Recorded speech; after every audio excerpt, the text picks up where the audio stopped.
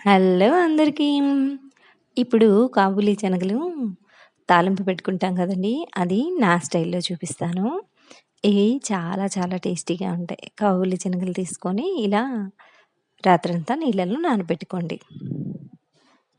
ఈ నానిన శనగల్ని మరుసటి రోజు ఉదయం ఉడకపెట్టుకోండి. మామూలుగా అయితే 3 గంటలు నానినా సరిపోతాయన్నమాట.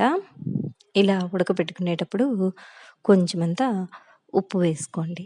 అప్పుడు శనగలకి బాగా ఉప్పు పడుతుంది. సగం ఉడికిన తర్వాత ఉప్పు వేసుకోండి.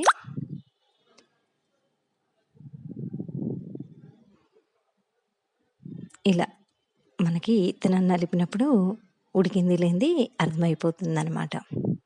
ఇప్పుడు తాలింపు పెట్టుకోండి. ఆవాలు, జీలకర్ర, అవి ఉప్పుడు మిరపకాయలు. మా ఇంట్లో ఇలా ఉప్పుడు మిరపకాయలు వేస్తాము.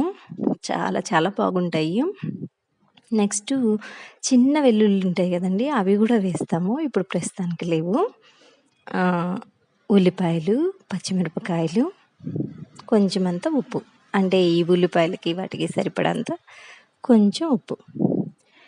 ఇలా చక్కగా వేయించిన తర్వాత సగం వేగింది అనిపించినప్పుడు కొంచెం ఉల్లిపాయి కసకసా తగులుతూ ఉండాలండి. అప్పుడే టేస్టీగా ఉంటాయి గుగ్గిళ్ళు. అప్పుడు ఈ శనగలు వేసుకోండి. ఈ శనగల్ని బాగా వేపుకొని అంటే కొంచెం ఆ నీరు, నిమ్ము అంతా పోతే టేస్టీగా ఉంటాయన్నమాట. కొంచెం మళ్ళీ వేడి తగులుతుంది కదా! బావుంటాయి. ఇలా వేపుకొని చిన్న కప్పులో సర్వ్ చేసుకుంటే చాలా చాలా రుచిగా ఉంటాయి. ఆరోగ్యానికి కూడా చాలా మంచిది.